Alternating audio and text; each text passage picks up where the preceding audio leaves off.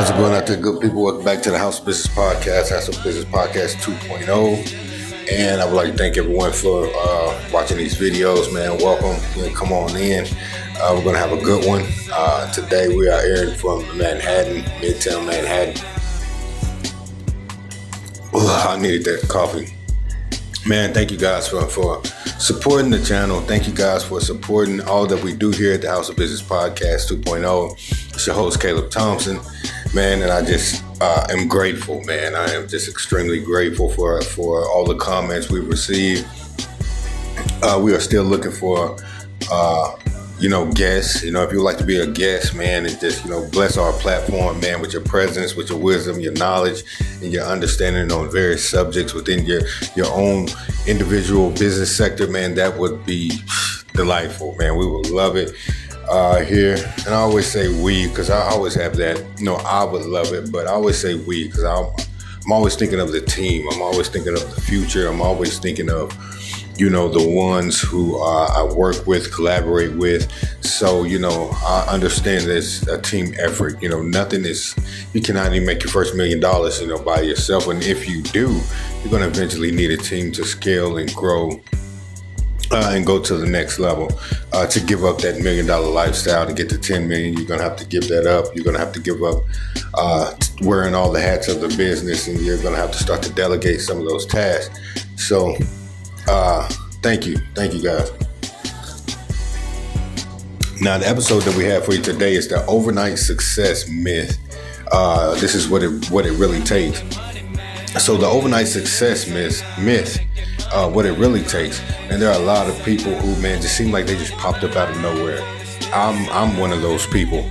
People that I was introduced to and people that I've met or checked my social media or my profiles, they think, man, this guy just came from nowhere. This guy's giving a charity. This guy's running e-commerce. This guy has a restaurant. This guy just popped up from nowhere. Where did this guy come from? And there are many other entrepreneurs that seem like they just popped up from out of the blue and just were extremely successful.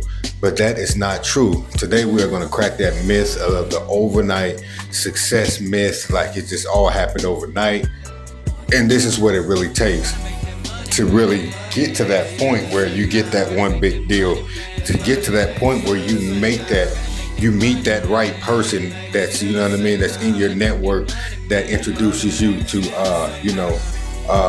that gives you visibility before certain crowds and certain people, and gives you visibility to greater eyes. So I introduce you to other people. So number one, the reality. So I want you to understand that we're going to break this myth, the overnight success myth, and how we're going to do that is helping you to understand the reality. The reality of this is that so many overnight successes are actually the result of years of hard work, failures, and learning curves. And I always laugh because, man, people don't believe it.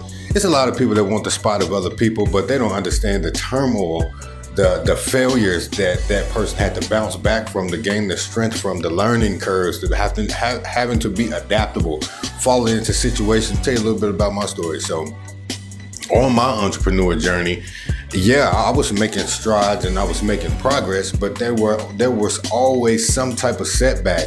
I don't care if I have a meeting with someone, and while I have this meeting, I forgot to charge my phone the day before. My phone goes dead. I have to adjust. I have to run into the library. Find the library somewhere close. Email the person, see if we can take the call. Take the call. Over the phone, or I would use the library's phone, or I would, it was just so much, it was just so much turmoil, so many situations where I had to be adaptable, flexible, where to still get the job done, to still make that connection. So that is, this overnight, the reality of it is that people are working hard in the dark. Did you hear what I said? The people who have not been revealed to the world, the people who have not hit that level of visibility, or people are not, they don't have brand awareness to a larger group or a larger crowd of people within the business sector. So a lot of people say, okay, well, I see you're doing this and doing this and doing this. Where are you in the market? So what you have to understand is that a lot of people are in the market, they're just not visible. It's easy for someone to make $1 million, $2 million, $6 million a year and still remain invisible, and that's what happens a lot of time while you're grinding and you're working and you're overcoming these silent setbacks, silent frustration.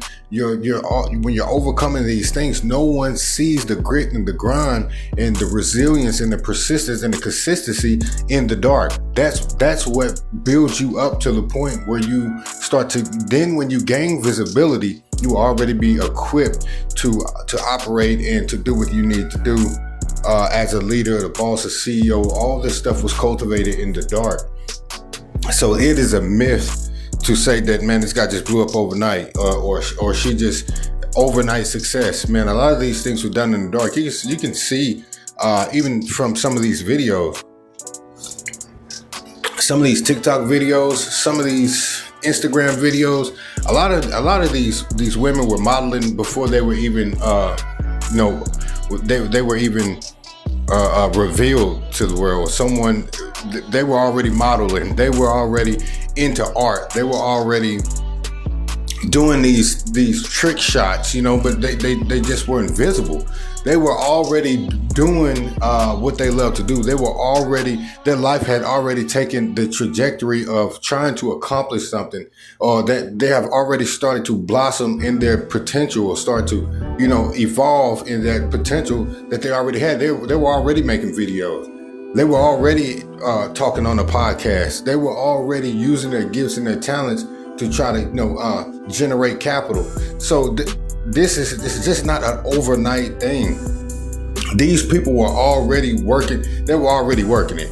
A lot of people say, man, they just didn't have the visibility that they needed to take it to the next level. So that's something that you need to understand. Number 2 is key ingredients for long-term success. So I'm gonna give you some key ingredients for long-term success. And the number one thing I want to tell you is, once you do get that big win and you become visible and all your hard work pays off, do not celebrate too long. That means this: when you get that contract, that $10 million contract, you get that $20 million government contract, or whatever works for you, or whatever you're working towards. You meet someone that can bring you to, that can help you, bridge you to a VC firm that can get every business that you ever created, that will stick beside you and, and partner with you and make sure that these dreams and these businesses come to fruition. My number one advice is, do not party or celebrate too long after a win. And that is my number one ingredient for long-term success. Whenever you make a win, I've had wins of, small amounts of capital and finances, and I've had big wins as well. But the key ingredient to long-term success: do not take off from the grind a whole week to celebrate a contract that you've got. You know what I mean? To celebrate a new building. We're moving our offices to a better building, a high-rise building, so it can accommodate international partners, business partners. So once you start to gain access to different levels and different brackets of money and different economic status, do not celebrate too long. That means that, you can win in this area, but then you're celebrating for a whole week. Like, life is over. We made it. You wouldn't, you're not going to make it very long. But don't celebrate too long. That's my number one ingredient to long-term success. Don't celebrate too long. Number 2 is persistence. You need to be persistent. Do not stop. There's a difference between consistency and being persistent. Consistent is continue to do the same thing over and over, kind of like routine. But even if you're tired, you're not tired, you are consistently doing the same thing over and over, even if it's repetitive. And it's what some people call insanity. Consistency is the twin brother of insanity. So when someone says you're doing the same thing over and over and over, you're not getting the results, but that is being consistent. Consistent and insanity are twin brothers. You know what I mean? So it just matters about the mindset or why you are doing it. It's only insane if you don't believe it's going to work. I'm doing the same thing over and over and I'm not getting the results. But consistency says that I'm doing the same thing over and over and over and I'm going to get the results if I continue to do this thing. So it just matters about the mindset. So being persistent, not taking no for an answer. That means not to be a bugaboo, bugging. But, not taking no for an answer means this. You'll do something, that door is closed. You will understand that there is still a way or a road, an avenue to get to where you need to go. You don't have to stop you're still persistent. That means you're going to another door. You're going to another door. You're moving in another direction. You do not stay stuck at one door and lose all hope because, that door was slammed in your face. Don't put all your eggs in one basket as well. Number 3. So number one out of these key ingredients for long-term success: do not celebrate too long. Do not take a week off to celebrate. Number 2 is being persistent. Number 3 is being consistent. And number 4 is strategic networking. You listen, I say this all the time. I even had a problem with this when I first started my entrepreneur journey. Strategic networking. If you are a chef, you do not need to be connected to 50, 100, 200 chefs. You guys do the same thing. You need to be connected to a restaurant owner. You need to be connected to a mentor. You need to be connected to a VC firm. You need to be connected to an LP. You need to be connected to different your weaknesses, places and people that you do not originally have access to, or that you cannot perform on your own. You need to be connected to these people. I don't need. Or different, that's different when you're a CEO or a place of leadership that you can kind of bounce ideas off of each other. But if you are a chef or just a regular chef and you want to go into business, you need to, or you want to go into entrepreneurship, you need to be around other people that's just at where you're trying to get to. Maybe that's a chef, but all of your contacts doesn't need to be chefs. You need to mix it up a little bit. I do not need, I can't say that because if I had another me, I think I would. We would probably scale from, 1.2 million in six months to, 20 million within a month, and somebody might say that's dramatic numbers. You can think what you want to think, but it's possible. I've seen people make $40,000 an hour. I've seen people make $40,000 an hour. They go and they do one business coaching session, and because their brand awareness is at that caliber, people know who they are. $40,000 for 1 hour. So I know I can make $20 million within a month. That's possible. So, strategic networking. Make sure that you strategically network with people that can take you to the next level, or they're already at the next level. If I don't have the business capital that I need to really pour into my business, I don't need another guy just like me. And we both need capital to establish a brick and mortar. Maybe we might sell products online, but we need to establish a primary location so that we can have some walk-ins, and so we can extend our business. So I don't need someone that's just like me. I need to find someone who has the capital, someone who's willing to see investors, angel investors. I need someone that's or a realtor. You know what I'm saying? A realtor. If I'm already looking towards the dream and I have all the operation systems for the company, and I need to be looking for a realtor, someone who understands commercial real estate, so they can kind of give me the best deal. I need to start to develop a relationship ahead of time with a realtor in the area. I need to start to try to send some proposals or some send some some proposals, send my business tool, business plan to those VC firms, so that they can either accept or deny that they will help me with that, and they will, they will give me the capital or that I need to move forward in those projects. I'm saying something else. Send them my business pitch, my pitch deck. So I'm sending my pitch deck, and your business plan and everything else, and also your profit and loss statements, the capital you generated, the revenue that you've made so far, so they can kind of get the numbers. You have to have the numbers, as well. Unless someone just sees something in you that they're like, okay, man, this is going to work. Even though the numbers are low, this is going to work. I'm going to stand behind this project, and we're going to make it work. The last one, number 5, adaptability. You need this skill in your own personal life. I remember it was many of times that, I wanted something to eat at this specific place. I went there, they weren't open. So you know what I did? I was adaptable. I still got exactly what I wanted, but it wasn't at that place. So I didn't give up on getting the cheeseburger. I just went to another place that was just as good, that was open at that time of night. So it's the same way you have to think in business, man.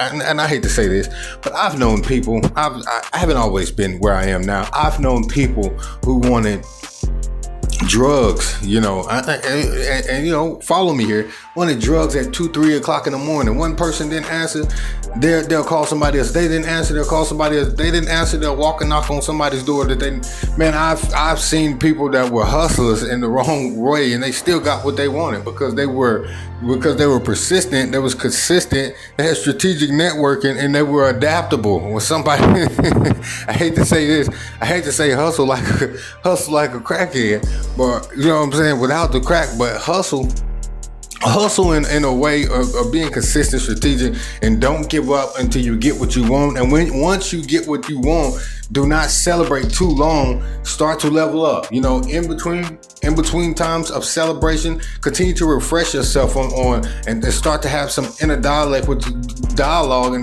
with yourself. Basically saying, man, being grateful for why you're there. What got you there? You're consistent. Start to be grateful.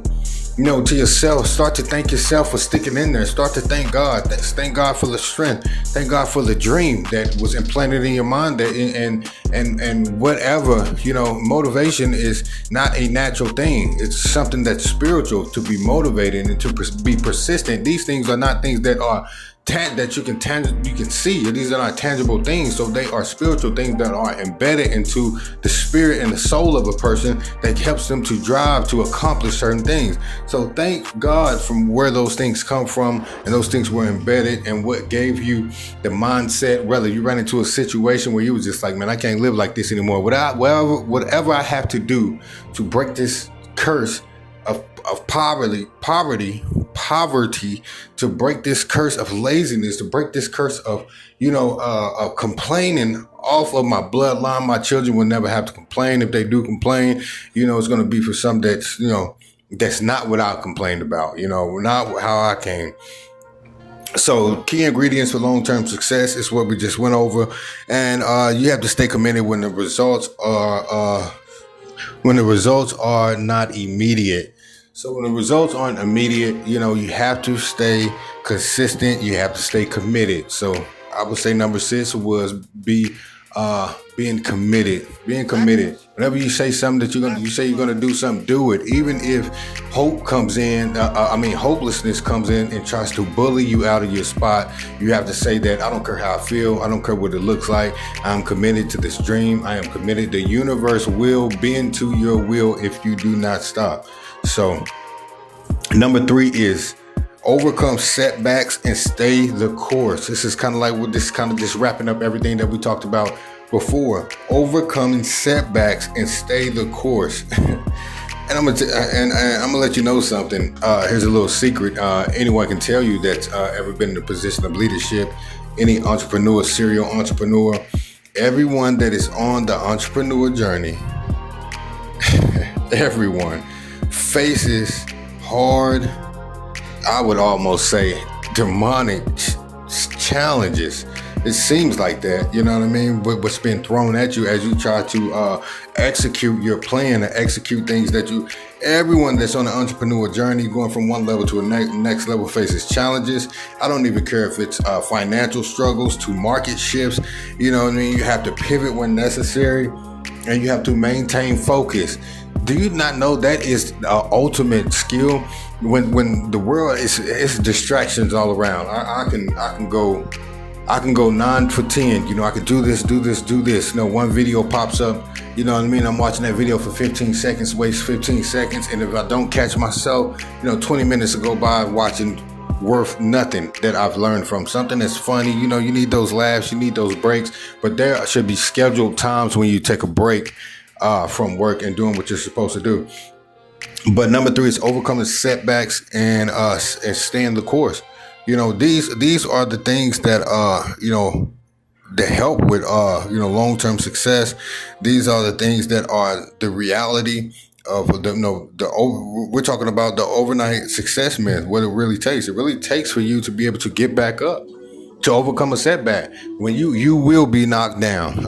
You will be knocked down, but to get back up, to continue to move forward. Say, man, hey, yesterday, man, I had 10 things on my list. I wanted to make 10 calls. I only got around to making 5 calls. Let's try to make the 10 tomorrow. If I don't hit it, if I wanted to get 5 contracts, this month, I only got 2, let's continue to, move towards, our goal, and despite. Or you can say I made 100 calls and I didn't sell anything. I didn't make any contracts. I didn't, network with anyone that was I wouldn't say worthwhile, but no one that I could really connect to or that wanted our services. 100 calls and nothing happened, but just being able to be consistent even after that rejection. It says a lot about you, says a lot about your character, and another thing that is the overnight success myth, what it really takes as well is integrity. That's the last thing I have to say is integrity, because your skill set,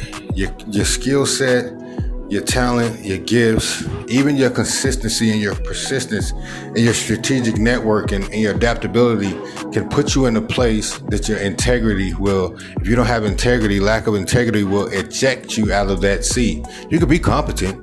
You can be very competent. You can learn how to build a rocket ship from paper clips, but if you do not have integrity, if you are placed in a position where people will honor you and look to you for leadership, and you do not have integrity, it'll be cool for a while, but you like they say, and I'm gonna end with this. You can put a clown as head of a kingdom, and he's just going to turn it into the circus. So you can put a clown in a kingdom, in a royal kingdom, and let him rule as king, but he will turn the entire kingdom into a circus. But you can take a king and put him in a circus, and he will turn the circus into a organized kingdom or a place of royalty. Start to clean things up, and the clown will start to dirty things up, make it a circus. So you have to remember that, man. And that metaphor, that analogy has to do with your integrity, man, your character, man, as in its entirety, but mainly your integrity, doing the right thing when no one's looking. That has to be a part of your being. So, man, I hope you guys enjoyed this episode. This is the overnight success myth, what it really takes. And we just went over what it really takes. The reality of it is that overnight success is actually the result of years of hard work. Number 2 was, key ingredients to long-term success. We went over, don't celebrate too long after big wins, small wins. Be persistent, consistent, have some strategic networking going on, and be adaptable, and also be committed, and then 3, having the strength to overcome setbacks and stay the course despite distractions, even with the financial struggles, things not happening the way you wanted to say. I'd be ahead a lot faster if I just, had the money. We could have got the building. Business could have been up and running, but it is something that you learn in those moments that shapes your character, that helps you to be resilient, that helps you to be consistent, and helps you to test you. Life is testing you. Are you still going to be committed to the dream, even though things are not happening the way you want them to happen? But this is your host, Caleb Thompson. This is the House of Business Podcast 2.0. I wish you guys a good one. We're coming live from Manhattan, and we will see you next Saturday, 6 p.m. Eastern Standard Time. Peace.